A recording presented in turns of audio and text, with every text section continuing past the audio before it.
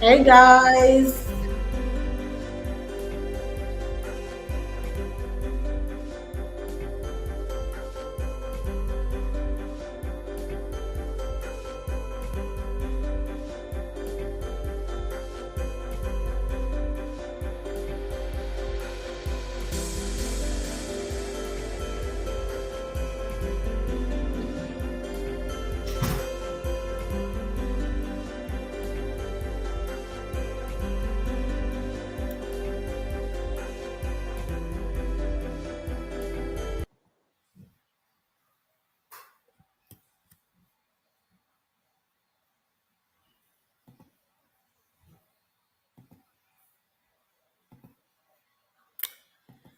Hey guys, and welcome to today's live. I know you're excited for today's session.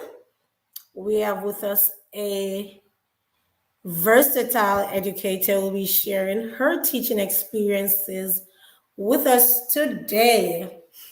I see we have some people already in the chat. Hey, Alicia and Diane and Jessica, Julian, Tanya. Welcome, guys. Welcome to today's live. Hey, Felicia. So in today's live, we will have with us Miss Nadia Nembhard-Hunt, who will be sharing with us her teaching experience in England, Southeast Asia, as well as in Canada. Can you believe this? One educator, and she has taught in 3 different countries. And may I add, she is from Jamaica. Who could it be but a Jamaican, right? We know we are like that. So, thanks for joining, Felicia, all the way from Ghana. Thank you, Diane. So, before we go into it, I know Miss Nembhard-Hunt is backstage, but I want to take this time to thank you guys for joining. For those who are joining for the first time on this platform, we share different teachers' experiences in different countries. And so it's very informative, especially for people who are seeking international teaching experiences in different countries. You can always check this channel out to learn more about how it is teaching in the different areas, or should I say different countries. Hey, Kay. So if you have not liked this video as yet, go ahead and give it a thumbs up, because I know there's going to be greatness coming this evening and you will be enjoying it. You will be enjoying it so much you're going to forget at that time to give a thumbs up. So go ahead and give the video a thumbs up from early. And if you have not subscribed to this channel as yet, go ahead and hit that subscribe button and turn your notification bells on. All right, so we're going to introduce Miss Nembhard-Hunt. I hope I'm pronouncing it properly. And then she'll come straight on. All right. So Nadia is a school administrator, an education consultant, an author, and a speaker with over 22 years of teaching and leadership experience. Though she was initially certified as a educator in Jamaica, all her teaching experience and leadership experiences were gained in England, Southeast Asia, and Canada. So she have never taught in Jamaica before. She currently works as a vice principal and she holds a master's in social justice and education and a bachelor's of education from UCL London Institute of Education, and her initial teacher training diploma was gained from UTech in Jamaica. Nadia formalized her coaching and consultation work through starting her own company, Ease Education Consultancy, which we will be learning some more about this evening. Hey, Nana. Through this company, Nadia offers consultation and coaching for educators and other professionals who are looking to progress in their career, change their career, or even updating their resumes and cover letters and preparing them for interviews to migrate to Canada.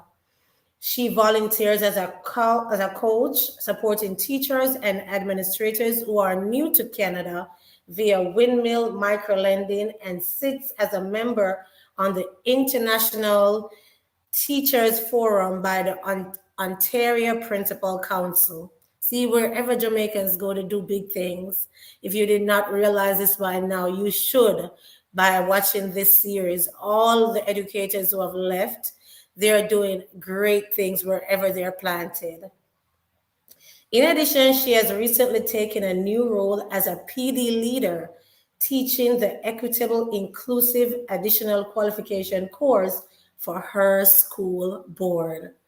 What a lot on Miss Nembhard-Hunt's plate.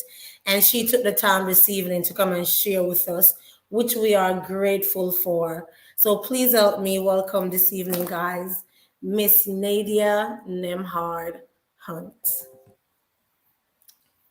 Hey, Miss Nadia Hunt. Hello, doctor. How are you? I'm doing good.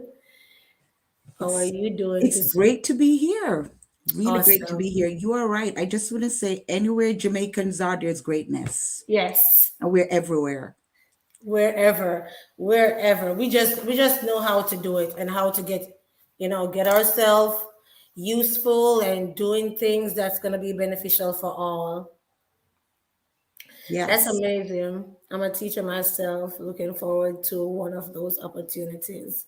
Hey, Mr. Richards. Okay, so Miss Hunt, I'll just say Miss Hunt if that's okay. Mrs. That's Hunt. absolutely fine. Yes. Good. We're going to go straight into today's interview for those who are listening. Mrs. Hunt will be sharing her experience in not just England, but in Southeast Asia and Canada. So she's very versatile, and we're here to learn so much this evening from her. So, can you tell us, Mrs. Hunt, was it always your desire to become a teacher?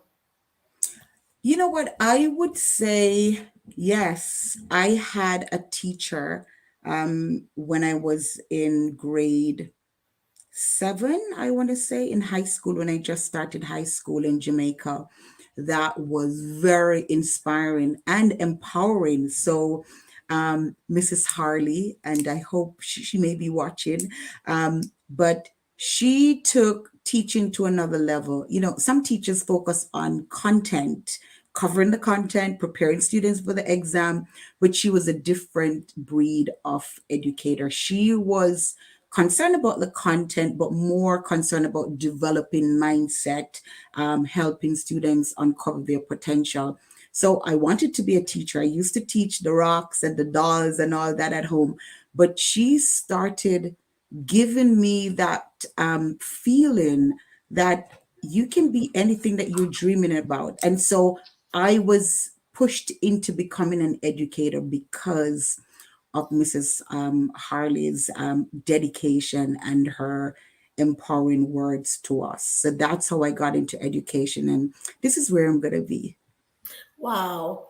And I did not mention this earlier, but I do know Mrs. Harley. And for those who are watching, both myself and Mrs. Hunt, we are graduates of Tivoli Gardens Comprehensive High School.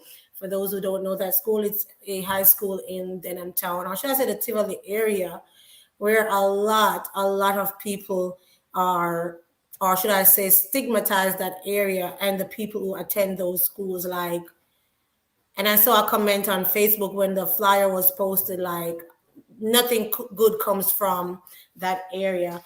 But look at Mrs. Hunt right here, sharing with us her experience in all these countries. So thanks for sharing that. And I'm glad that Mrs. Harley made that impact on you. And as I mentioned, I do know Mrs. Harley very well. I mean, Christian like, loving person. So thanks for that, Mrs. Hunt.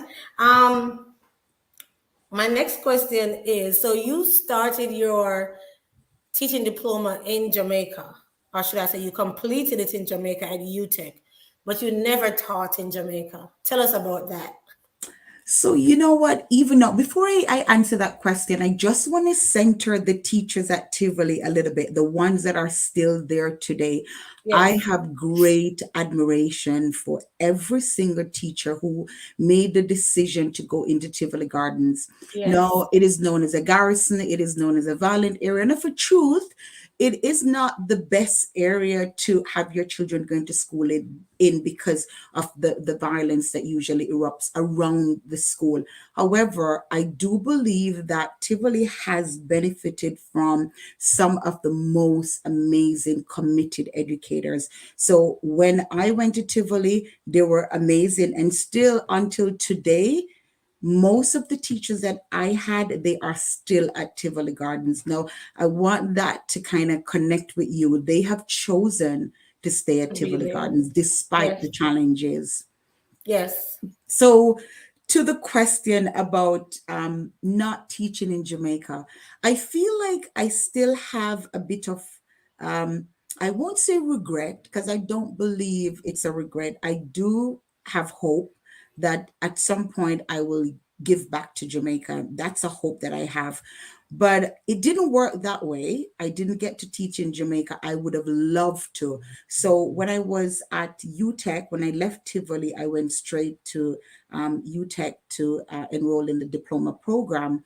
Whilst at UTech, I went on the Joist program. I'm not sure if anyone on the live tonight remember the Joist program. It was not only in Jamaica, it was in the Caribbean. So others from different countries may know of it, but they would help students to actually go on an international exchange program to England or the US at the time.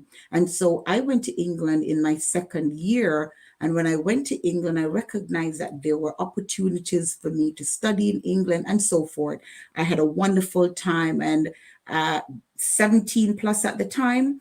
I thought this was amazing for me to go to England, learn a new culture, learn from other educators, make some money, of course, because study was very expensive, yes, not to talk about what it's like now. But so I went away and I was inspired. I really wanted to learn more. I wanted to travel more. And then I went back the second year and then I went back again. And so I feel like in that process, I was offered a job in England because there was a shortage for teachers at the time. And that was 99. So between 98 and 2000, there was a serious shortage. So there was like an exodus of teachers who left Jamaica and other countries to go and teach in England. So I was offered a job. And when you think about the pound sterling at that time, you couldn't say no. no, So I accepted no, a job. Yes. yes, yes.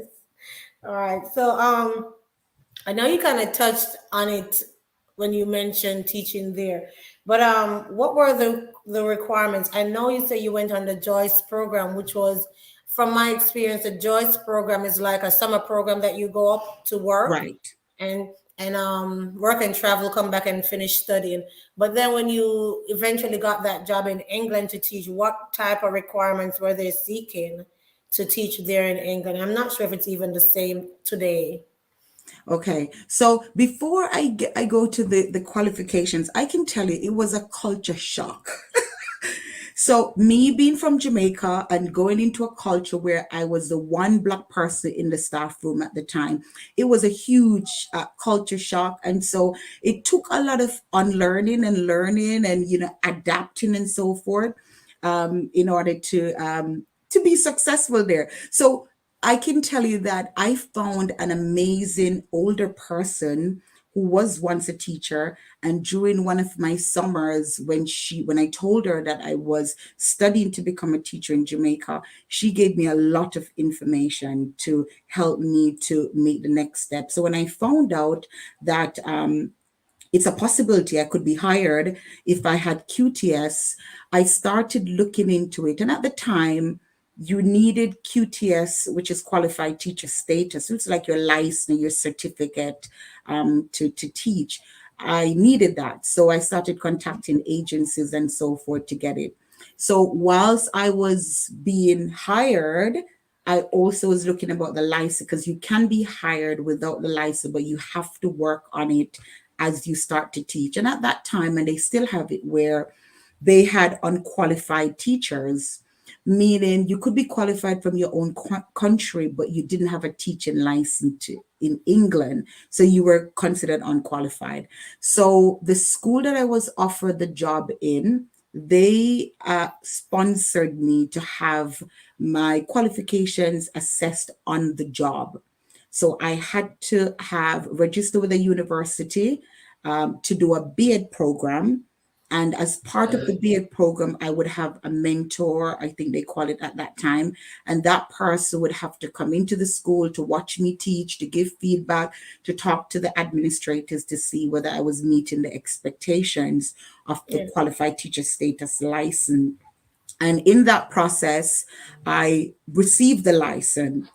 Now, I can tell you it was very hard. I'm not going to tell you otherwise.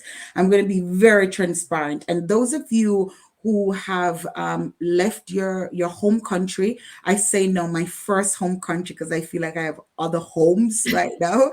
My first home country, and you go to other places to teach, it's a struggle. So I'm going to talk about my experience with Jamaica. It's not easy to get documents when you need to get your transcript or other documents to prove your Yes. experience. It's a huge deal, and it hasn't changed much. And that's something that we need to work on to get better. But it was so difficult to get documentation. And so I got over that hurdle and was able to do the mentorship program and got QTS.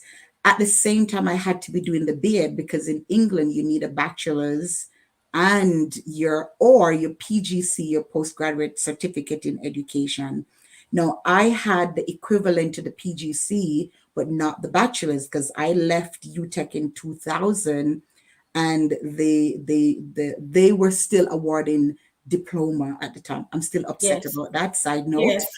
And the next year they changed it to a diploma, to a To a degree rather, degree. sorry. So I was hurt about that for a very long time, because I felt like I did the work of a degree, I Yes. paid the cost of a degree, and I received a diploma. So I went through that. And the institute is one of the places where they recognized that there were a lot of, we call it newcomers in Canada, but immigrants who were coming, who were educators. So they had a program in place to kind of bridge the gap that was there in terms of the learning and the transition. And that's what I did at the Institute. I did the BEd initially and got into teaching. Awesome. And you did mention that it's hard, and I know, not personal experience, but I've heard from teachers who were in England, and you did mention that you can be unqualified there, but then you must get qualified. And they did mention how difficult those exams are to get your licensure to be qualified to teach in England. Because I know of teachers who actually were there teaching and had to leave, come back home because they could not pass those exams. So it's basically like in the United States where you have to pass like your praxis to get your teaching license. So I'm assuming it's similar to that. Yes. And you know what? I would say in these systems, you have anti-Black racism at play. It's embedded in these systems. And so at that time, of course, it existed. And there Yes. were pushback on individuals like myself who is Black and wanted to become a qualified teacher in England. So that's a problem. That's still a problem, and I would say many suffered from that as well, from that systemic barrier. So they were affected in how well they were assessed. There was bias in from the assessor's point of view in how they saw the teacher because the teacher was Black or brown or a foreigner. Yeah. I definitely can relate to that. Thank you for that answer, Miss Nemhard. Mrs. Hunt. That's easier for me to say. All That's right, I'm okay. seeing Anyone. someone in the someone in the chat did mention something earlier. She said that she's Tracy and Buckley, and she thinks that you and her went to UTech together. I just wanted to say that before that went where I couldn't see it. All right, so you were in England. I'm not sure how long you stayed there, but Oh, but very was that a long?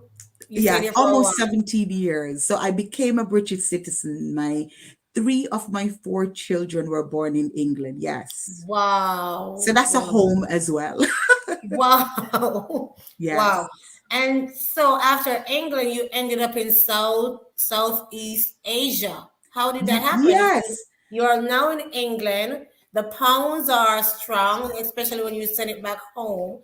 So what's up with Asia? What was that about? You know what? I loved my time in England. It will always be a home for me. My children want to go back like tomorrow. And I loved it. My experiences there were mixed, but for the most part, I enjoyed my time there. I do have citizenship in England still, and I will not give it up. I feel like that's a privilege I have. It comes with lots of benefits. And Yes, so I wouldn't give that up. I've benefited from the system and I feel like I've contributed as well. Now, yes, for me, coming from Jamaica and our culture, I found it hard to make England my home permanently because my parents weren't there. So your family is not complete. Um, my siblings weren't there at the time. Some of them are living there, some are living in Spain. They've so that at that time they weren't there, and there was you didn't feel complete. But not only that, there's a culture at play that I didn't want my children to grow up in. That's me personally. I want them to be close to Jamaica. I want them to be able to kind of immerse in Jamaican culture as well. I yes, wanted them to have that. The flight from England is like 10 hours. So having the immediate contact, having the ability to go as I wanted and so forth was not there. So that was a problem.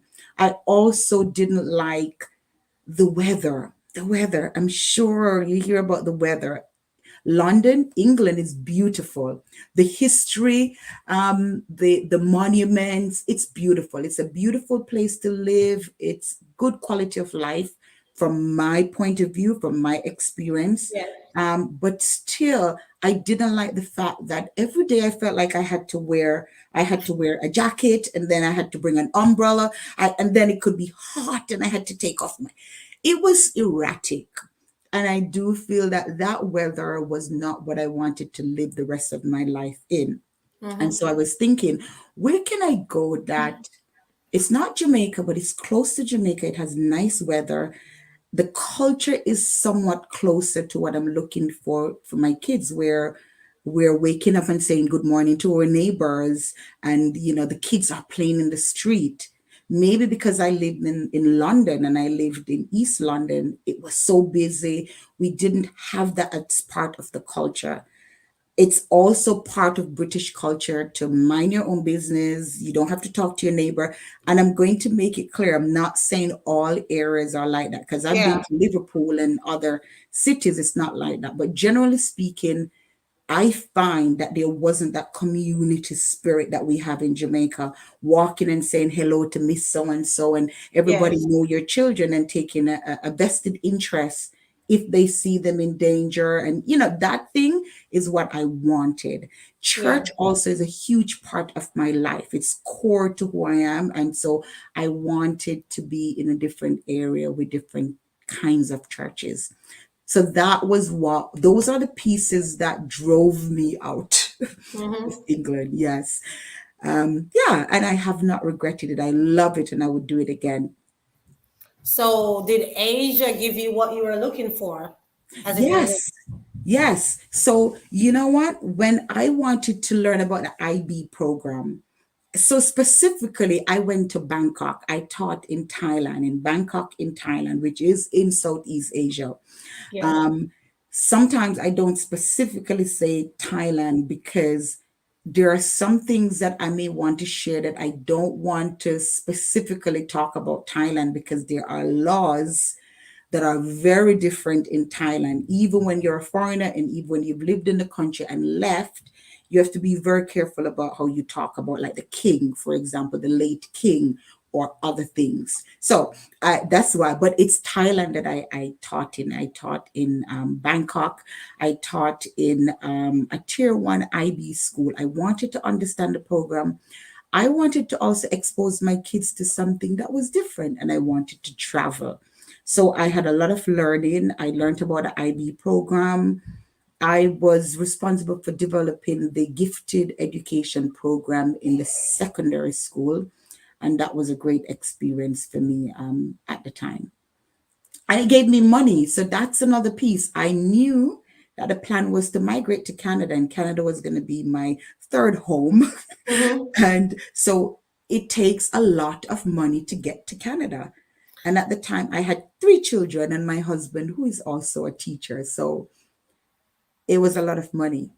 So, what were the experience? Because you mentioned the IB program, I have some knowledge of it. It's the the baccalaureate Yeah. international baccalaureate program. I cannot pronounce that properly, Yes, but yes. also I have some knowledge about Thailand. I know you say you can, but from what I've done in some research is that schooling is kind of different there. You can find different schooling, like even they say a lot of small schools, private schools, where people set up their own schools there. What was the requirements for you to teach there in Thailand? Okay, yes. So Thailand, because Thailand has a large population of expats, especially Americans, there and Thailand is a cheap country to live in if you are from a Western country. So if you are from the US and you have some money and you say you're taking a leave of absence, you can live very well in Thailand. Yeah. If you're retired and you want to live somewhere beautiful and hot and all that for just a fraction of what you would be paying if you were staying in the US or England or Canada, then you can live lavishly. Also, in Thailand, there are lots of UN employees, and there are many international schools that are there because of this. Thailand also borders like Cambodia and Laos and places like that where the US and other Western countries have like bases, military bases. So then the region attracts a lot of high profile people, diplomats, lots of embassies and stuff like that. So because of that, you have many international schools. You have the Canadian International School, you have the UK International School. I don't know what it's called, but there are few that would Yeah. they use the UK curriculum, the Canadian curriculum, the US curriculum. And so it's a great place to go if you want to have a teaching job that pays very well. Now, again, you have like the tier one, the schools are organized in tiers. You have the tier ones, like where I worked and other schools that would be in the tier one, meaning they are attracting the persons who are either wealthy, they are diplomats, they need their kids to be in a school where they have high level of security, all of that. Their employers are paying a huge amount of money for their kids to go to school, and the kids are learning in English, they're not learning in Thai. And so even in the international schools, you have a large number of Thai students going there, but those are the wealthiest people within Thailand. And then you also have other tiers, tier 2 and 3, because there are other people who may have money, but they cannot afford Or tier to one. pay for tier 1. So Yeah. that's what it's like. The IB program is an amazing inquiry-based program where students are not focused on just covering the content, but they're connecting it to global perspectives. So it makes them very critical learners. So, for example, you have, say, grade 5 students are doing citation in their work, whatever research, if they found out about the different types of frogs, they're citing where they found this information. A lot of the tier 1 schools also are technology driven. So each kid will have an iPad to do their research and stuff like that. Yeah. All right. So somebody's asking in the chat, and I know we're not at the question and answer section, but I think was similar to what I just asked. Was it a specific requirement that they need for you to teach there, or was it a program that took you there to Thailand? So Thailand is still open for people who want to go there. The only problem again, systemic racism is at play. Everywhere we move, it's embedded in systems. So in order to teach in Thailand in like tier 1 schools, you have to have a Western qualification, like a license. So if you're not from Canada, like England, the US, maybe New Zealand, I know they were looking at South Africa the couple of years ago to include and stuff like that. France, like Germany. If you're not from those countries, Yeah. it's very difficult, almost impossible, getting the best international schools. However, there are so many other levels of international schools that would be open to having teachers. Again, because it's Southeast Asia, because they're not exposed to a lot of Black people, there is a level of racism, there is a level of discrimination, and there's a level of just not knowing and not understanding. So you would have to push through a lot of those in order to stay in Thailand. I stayed for 2 years. I loved the experience. I would go back in the future. I hope to go back. Mm-hmm. But it was good. It was a very good experience. I had a lot of learning. So in essence, if I want to go to teach there, I can just find a school online and put my application in. Yes. Okay, and they sponsor like work visas and stuff like that.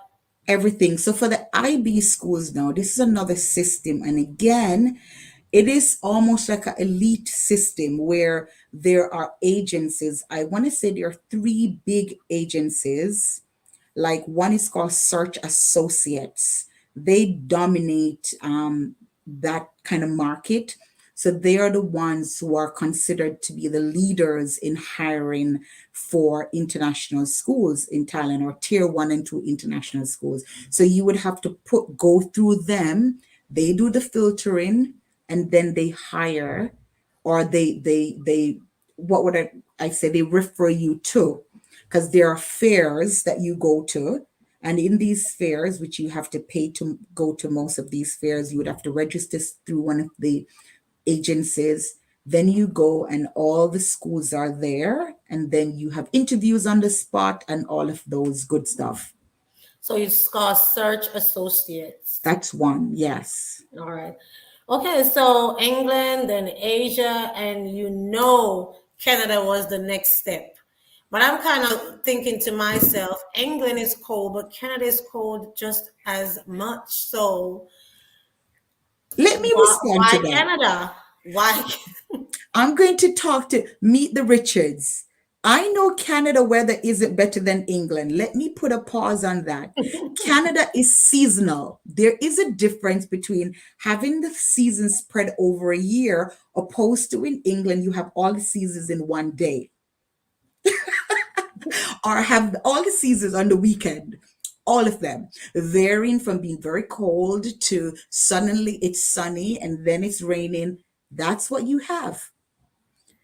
So I can deal with Canada. I know winter is coming. You have preparation time. Yes. And let me tell you, it's beautiful to see the different seasons in Canada. You just have enough time to absorb the sun and the beautiful fall to get yourself readied for winter. Yeah. And I love the snow anyway. I love it.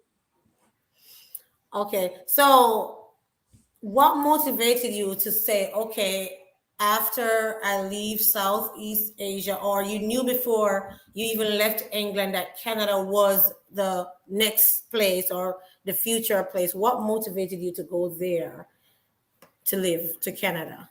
Yes, I knew in advance. We had done research. We know where we wanted to live long term. We knew where was a good place for educators to grow professionally. We know where we were going to have good salary, good benefits, good lifestyle close to Jamaica, and just family friendly. Now, Canada has come up within the top, I want to say top five, almost in every index in the maybe last 10 years in terms of quality of life. Outside of the Scandinavian countries, Canada is seen as one of the places that you want to be. You want to raise a family here. You want to be an educator here as well, and so forth. So far, it has not disappointed us. I would say I believe that God would have it. I'm a person of faith, so I do believe in God, and I do believe He would have it that we would come at the time and He would open the way that we got into teaching and now for me into administration over the last few years at that time, because Canada has been known to be a place where it's hard. They don't hire international teachers. So you can't, like you would have programs in the US who would hire from Jamaica. Canada doesn't do that because there's always a surplus of teachers. And Canada is, especially Ontario, is strongly unionized. And so it's not easy to go outside to hire if you're not employing all the teachers who are qualified within the country. Yeah. Um, so I know you say you always wanted to become a teacher. Did you have it in your somewhere along the line that one day I'm going to be an administrator? No, no, I didn't. That I didn't. But as I continued in teaching, I realized that I can effect change. My classroom gave me the privilege to change lives of like 20, 25 students. But becoming an administrator, in my understanding, you can shift mindset of systems. You can affect the whole school. You can Yes. change the ethos. You can change the culture. You can shift people's mindset. And those educators who you're leading, they would in turn implement what they've learned in their classroom. They're sharing with their colleagues, they're going to conferences, they're doing professional development. And in Canada, or at least in Ontario for sure, as an admin, you don't stay in the same school forever. So you have placements where you're there between 3, some 6 years. It all depends on the needs, and they look at your strengths and they move you to schools who would benefit from your strengths. And so that's how it works. So you're changing lives, you're impacting people in a bigger way. And then you get to work at the board level, the district level, where you're part of committees, you're leading in conversations about learning. So I recognize that I need to shift because systemic racism is still a problem here in Canada. It's not like just in the US or just in England, it's everywhere. And Wow. so, because of that, disrupting systemic racism and other oppressions, people like us have to also be at the table where decisions are being made, policies are written, so that filters down to those who are leading in the classroom. True. So That's that's true. why. Yeah. So I know you say you're a consultation a consultant for people who'd like to come to Canada. And with that, you are the owner of Ease. Can you tell us more about that consultancy agency and how it works for those who are Sure. listening who would like to learn more about that? So, you know what? I started out when I left England, I started doing consultancy work for this company who was hiring for Dubai, the Middle East. So they were hiring teachers. Like I got a job offer to go to Dubai, but it wasn't meant to be. It wasn't IB, and I didn't want to do another curriculum outside of that at the time. And so I started getting a lot of resumes. When I put it out there that I was doing hiring for the Middle East, I started getting a huge influx of teachers, particularly from Jamaica, Yes. highly qualified teachers, and I'm like, wow. And then the problem was they were only looking for specific teachers, like those with science as their specialism, or math, or phys Yes. ed, or PE at some point. And so there was a limit there. But I was also looking through the documents and think, wow, some of these resumes should not have left that place. And I started thinking, how could I really help to help educators to start with that basic thing? The resumes that we used in Jamaica, and the format and how it looks and all of that, it's not acceptable in other places. If you send that, they just put it in a pile and it's not going to be looked at. Wow. So there has to be teaching and understanding about what am I sending out, where am I sending it, and what are the expectations there. So I started to help persons who were applying by just sending back the resume and say, listen, you need to fix this. And I wasn't doing that at a cost. I was just doing it because I wanted them to be successful. Yes. And so doing that, it led to, oh, too much work. So I had to kind of formalize it. And then I Yes. came to Canada, and it's the same. The express entry, I had a lot of people asking me about it. And so I was doing a lot of work in helping with that. So I did that. Now I don't do that as much. I do it now, but I do not take on like new persons who are actually looking to come to Canada and be their consultant. What I do though is run programs like PDs for groups, for workplaces, for schools who want to, equip people, in making transitions and so forth. So unfortunately, I don't have the time, and I'm rethinking what that could look like in the future.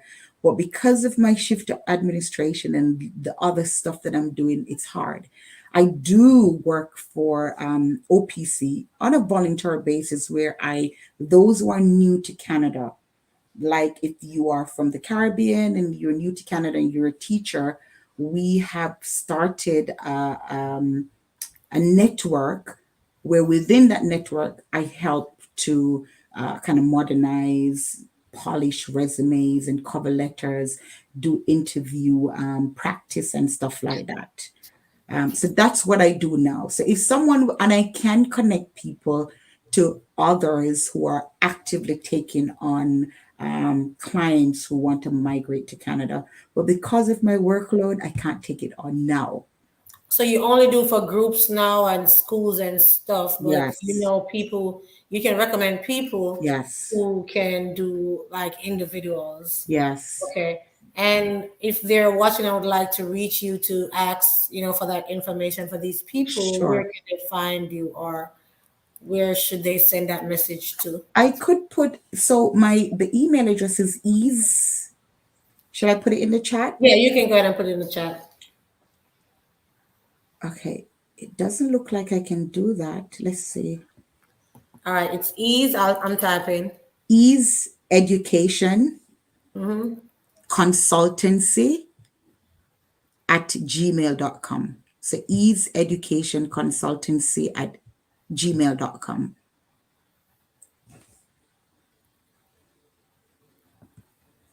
Ease education consultancy. Well, let me know if that's correct.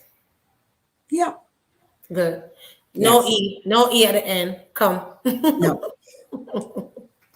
No E. Just COM at the end. Sorry. Yes. All right. So You say you're in Canada currently, you're an administrator there, you're loving it, and it's a place to be with a family for educators. You mentioned educators.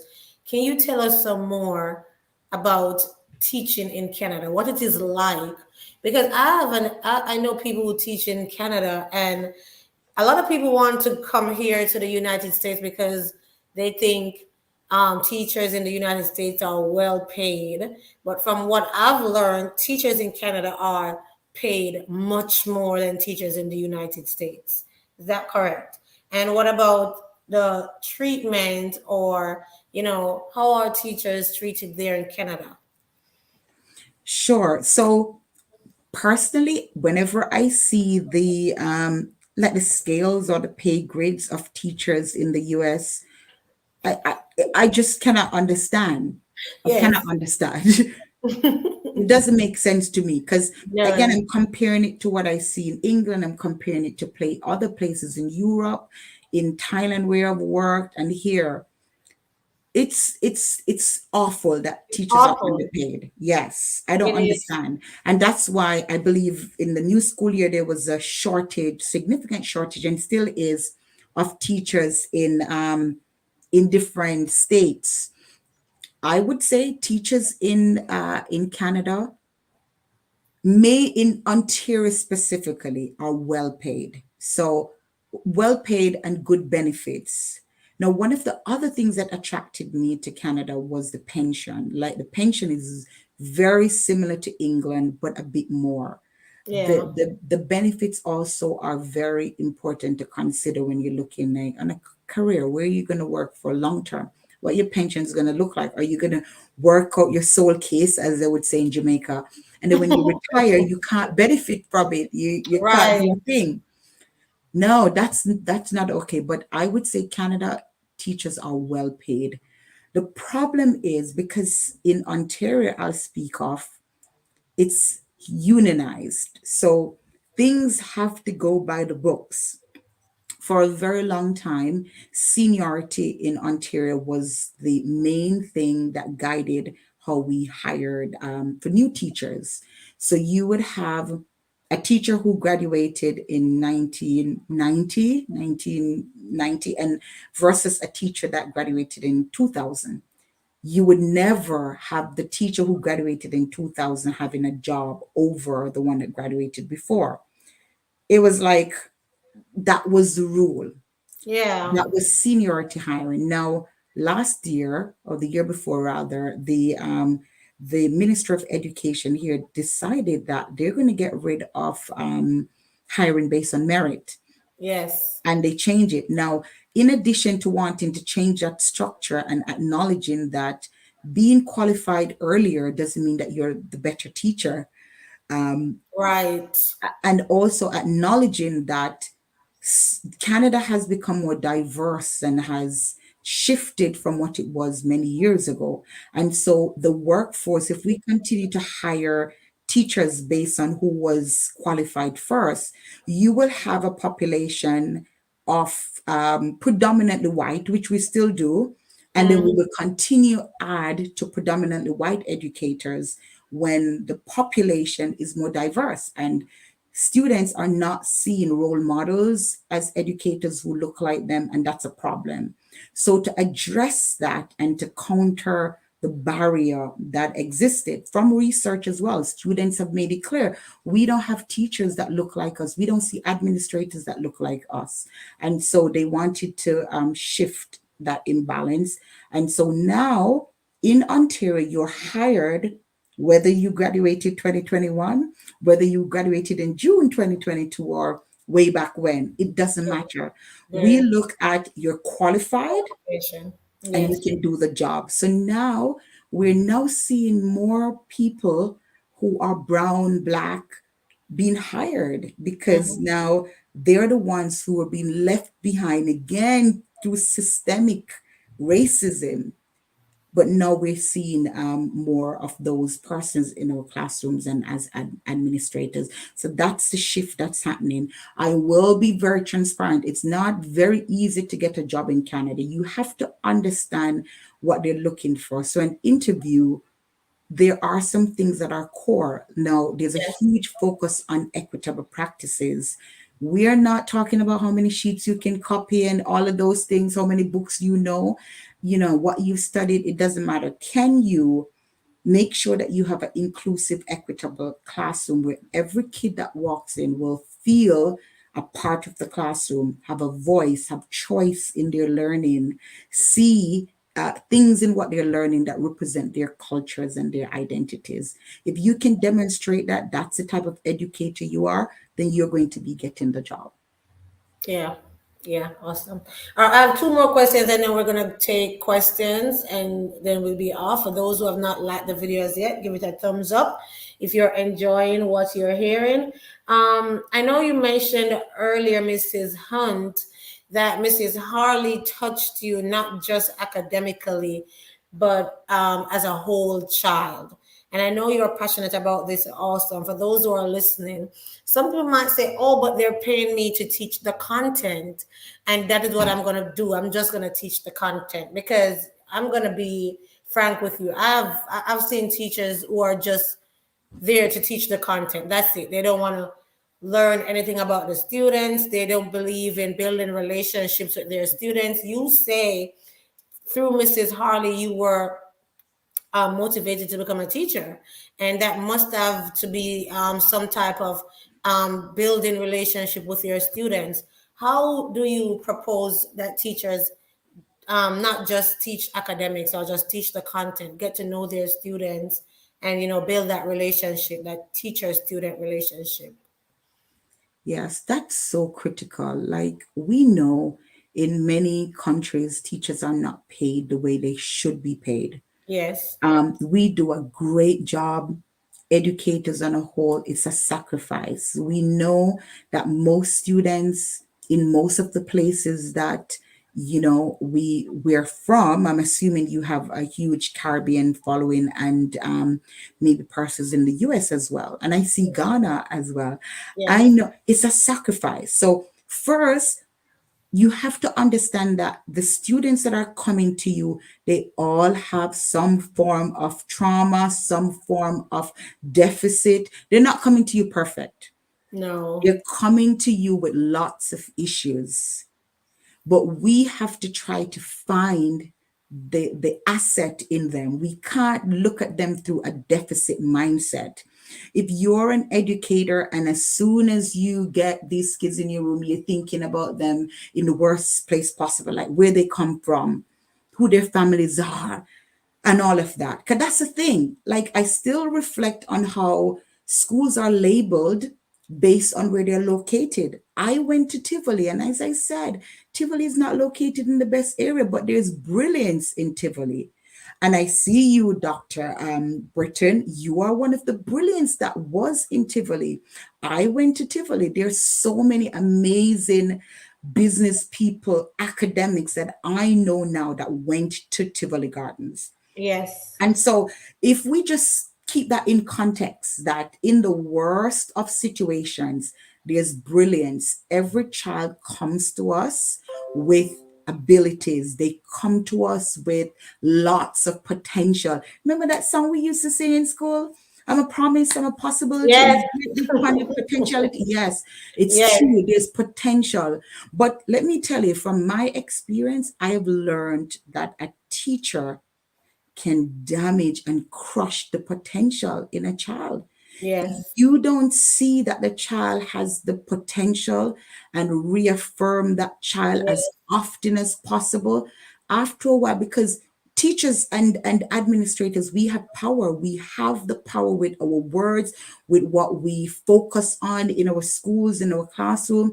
If we don't appreciate when kids make effort and do things, they're early, they use their initiative, if we're not reaffirming them after a while, because they have expectations of us, they look up to us. And Yes. some kids, we are the only role models that they will have.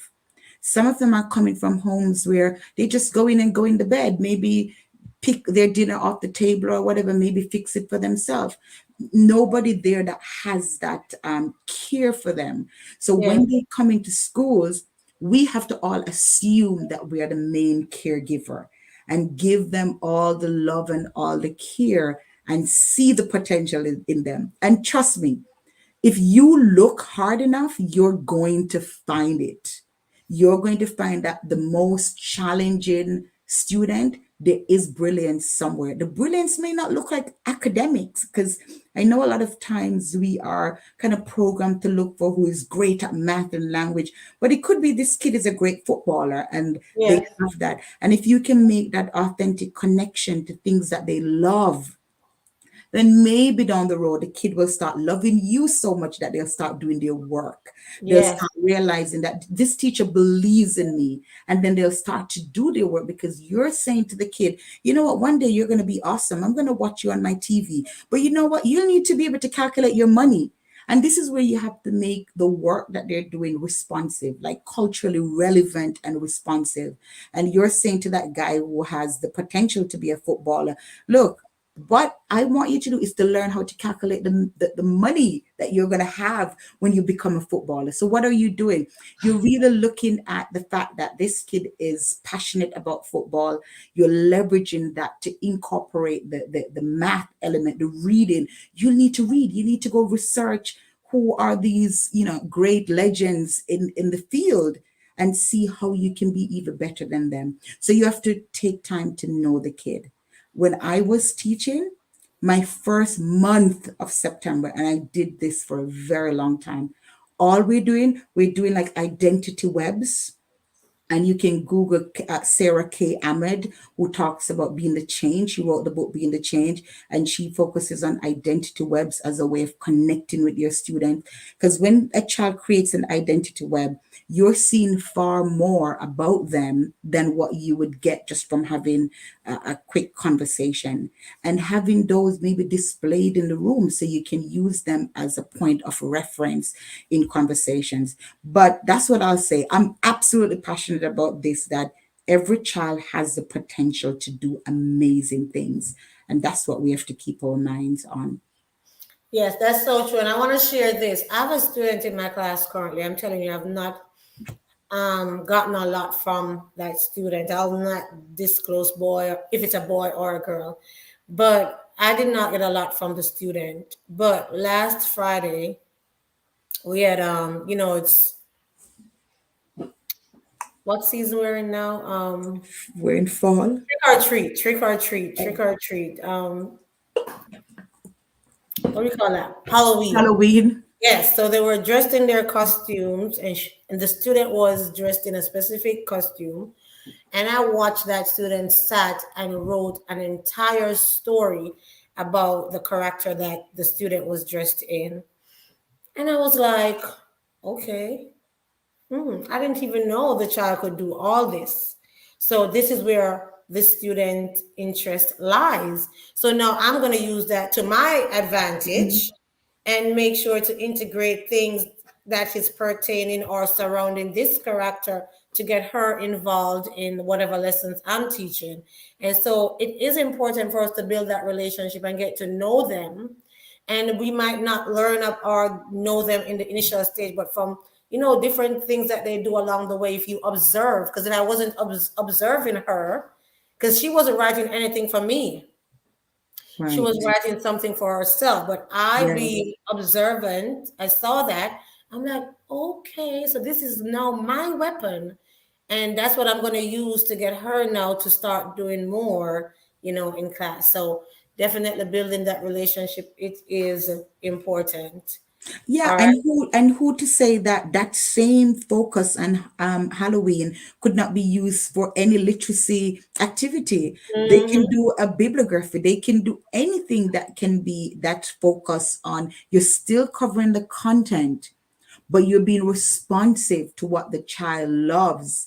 And I think this Yes. is something that I've had quite a few questions before when I did a session about CRRP. No, I'm not sure if you're familiar with it, if it's a big thing in the US or not, but culturally relevant responsive Yes, it pedagogy, is. It right? is. And Yeah. it's such a big deal because you could be teaching a kid and thinking this kid is not budging, they're not making any progress.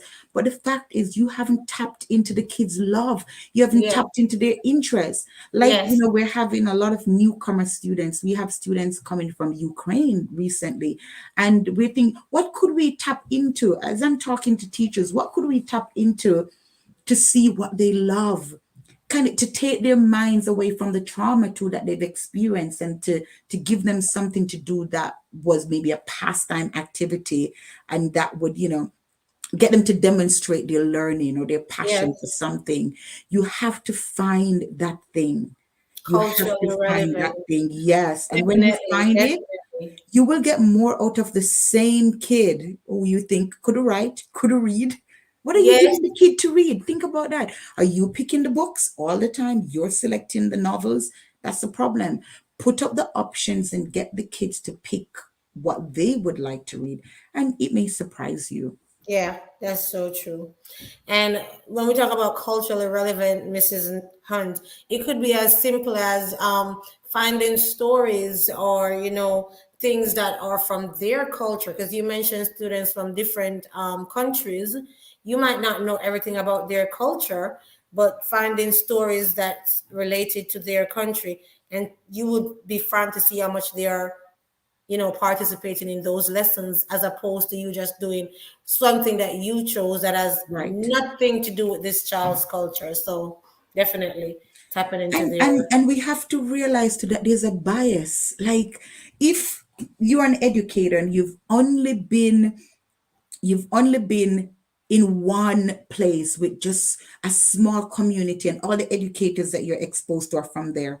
The truth is, and this is not demeaning or anything, the truth is you're exposed just to that. So as yes, an educator, if you're not widely read and very open-minded and you're reading and researching, it means that what you're actually doing is just passing on to your students what you know. And we know yes, about the single story, just this is what I yes, know. And so this is why I love to travel. I love every time I get an opportunity, I'm going somewhere, yes, because it opens my mind to see different things. And as I see it, I'm incorporating it into what I do as an educator. And the students are benefiting from that. that's so true. That's so true. Thanks again, Mrs. Hunt, for this informative session. I hope you guys are enjoying um, the information being shared by Mrs. Hunt this evening. We are almost, well, we're out, we already did 1 hour. I don't even know if Mrs. Hunt realized how long we've been talking, but we're going to spend maybe 10-15 minutes, guys, for question and answer session. So get your questions ready. If you have not liked the video as yet, go ahead and give it a thumbs up and share. We're going to take a 30-second break and we'll be right back. So get your questions ready, guys.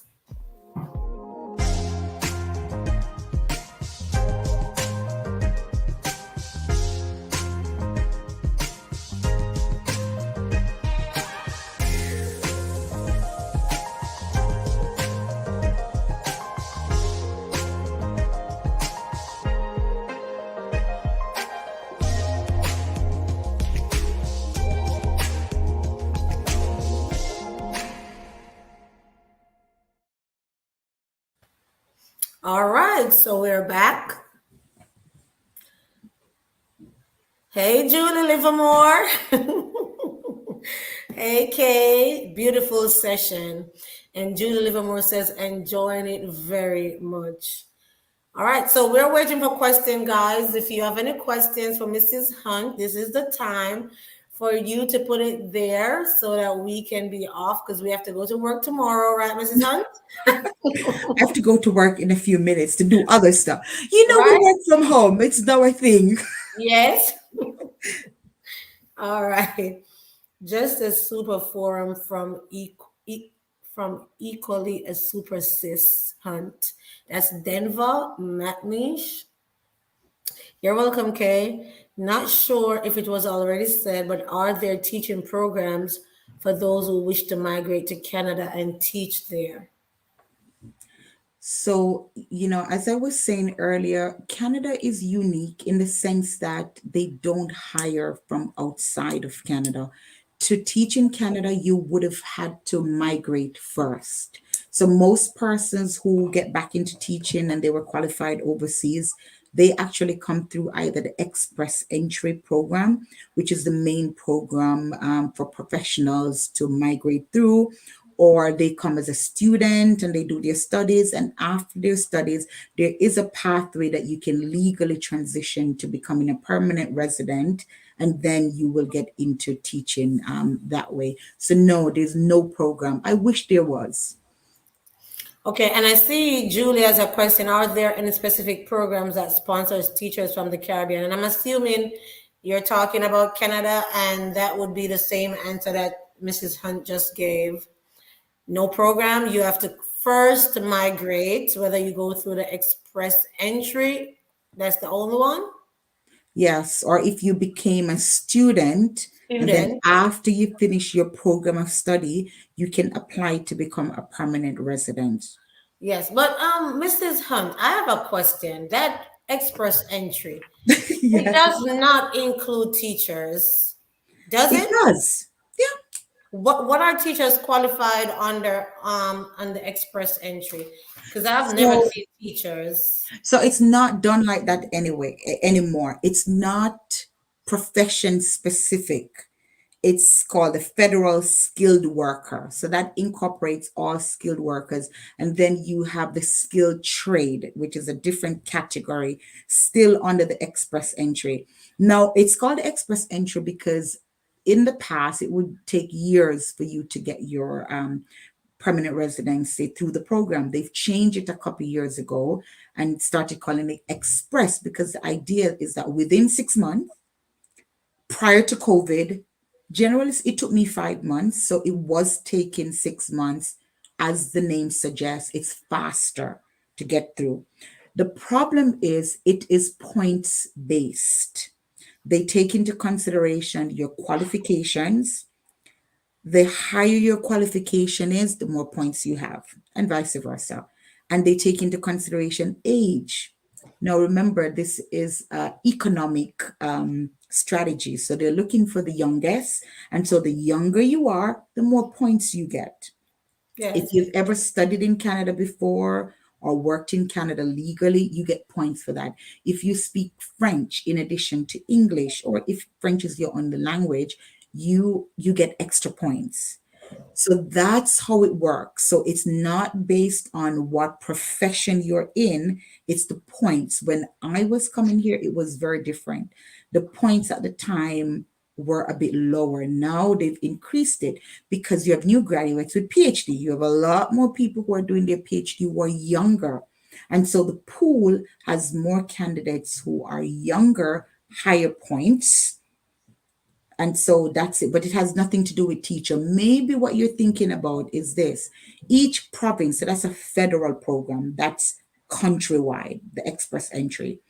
Each province has a specific program within the express entry. So for example, I came to Ontario. When I was coming to Ontario, they had a list. So they had a targeted profession list, and each province has that.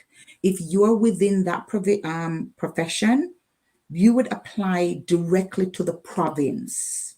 And when you apply to the province, you can get an extra 600 points if they approve you, meaning that they recognize that you have you're on, you're in a field that is on their list.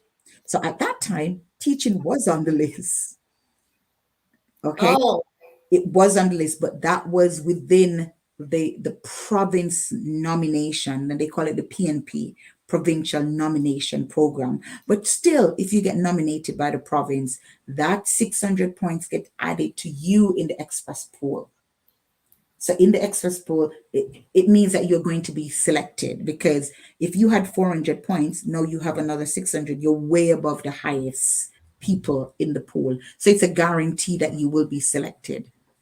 so you're saying it has changed. So it's no longer saying teacher. So for example, if I'm going to go on the express entry, first I need to do my English test because that's a must, right? Mhm.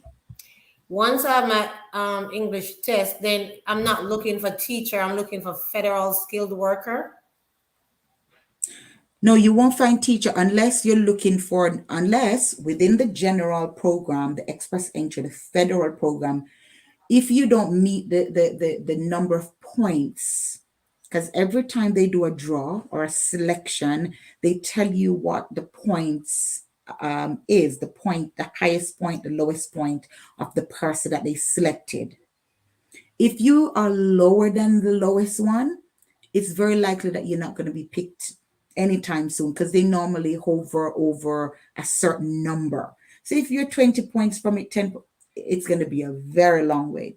So in that case, you would check each province what professions are on their list. If Okay. teaching is on that list, right now, I know teaching is not on Ontario's list. Could be in other provinces. I haven't looked, but if teaching is on it, then, for example, I know caregivers like PSWs are on it. So Yes. you would now submit an application to the province to get nomination because you have met the criteria as a personal support worker and you have Mm-hmm. the qualification. If you've met all that and you've done your English test and all those pieces, you'll be nominated and you get a document, plus you get 600 points automatically added to the pool. So you still have to apply for the pool. And Okay. they go in and add the 600 points to you in the pool. Okay. All right. Got it. Got it. Got it. Thank you for that. No problem. Ju- Julian says thanks to Dr. Brittany and Mrs. Hunt. Very informative and interesting presentation. God bless.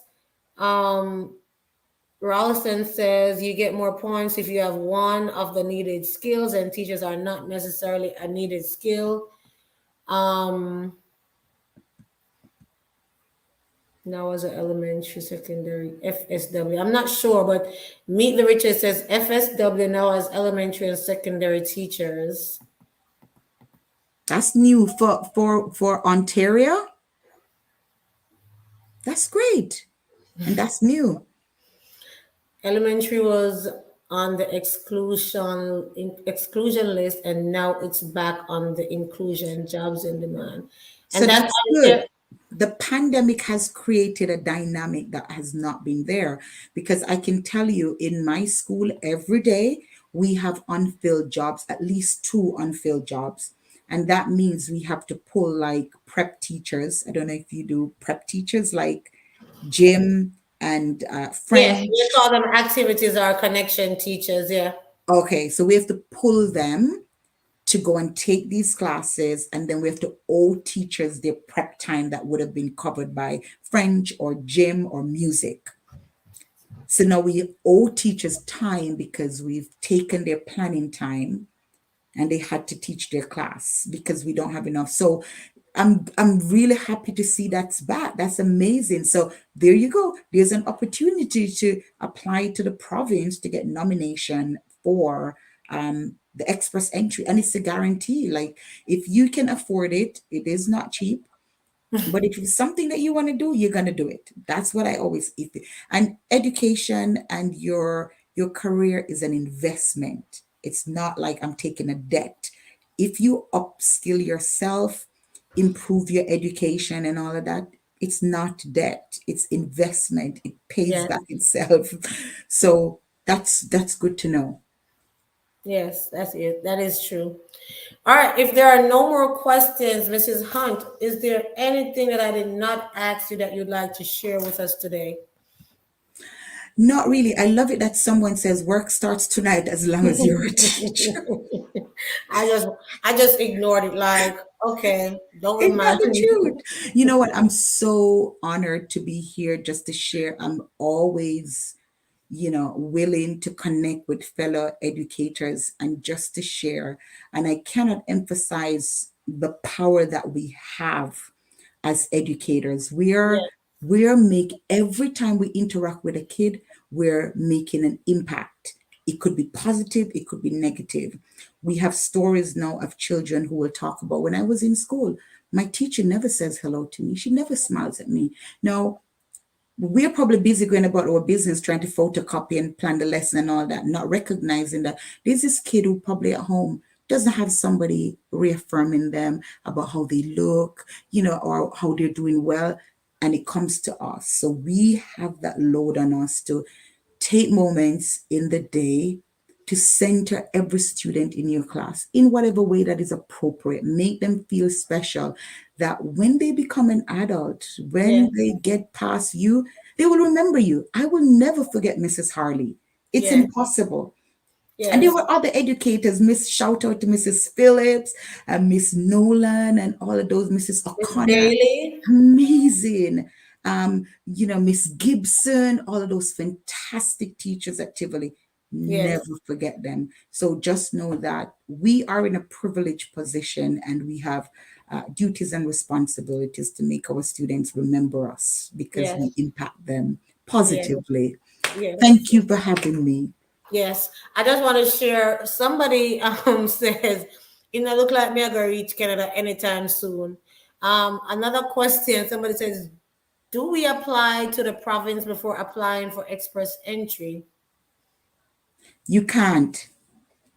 You have to apply for express entry because when you apply to the province and you're successful in the nomination, they're going to add it to the express entry file that you have, increasing your points. So you really have to do that first, and then you apply to to be nominated. Okay. C. Ellis says, amazing, informative session. Love it. I think that's it. Yes, I saw a few days ago, and it doesn't have. That's their talking. Thanks for responding.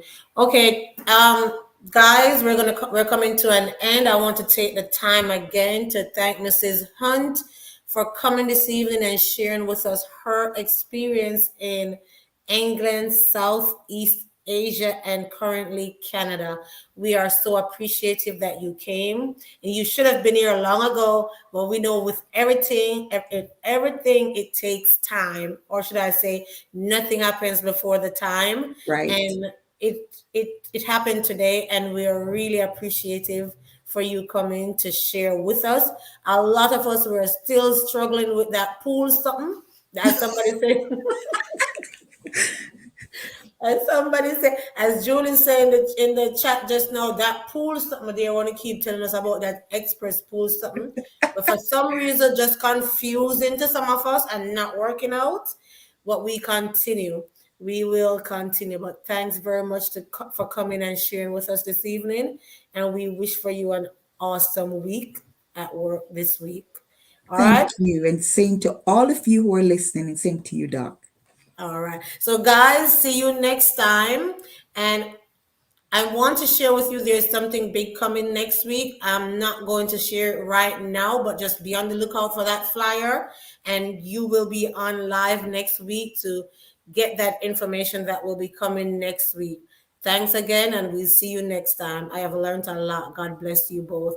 Thank you, Tanya. Great job, ladies. Dr. Brittany Big of herself. Thank you, Julie.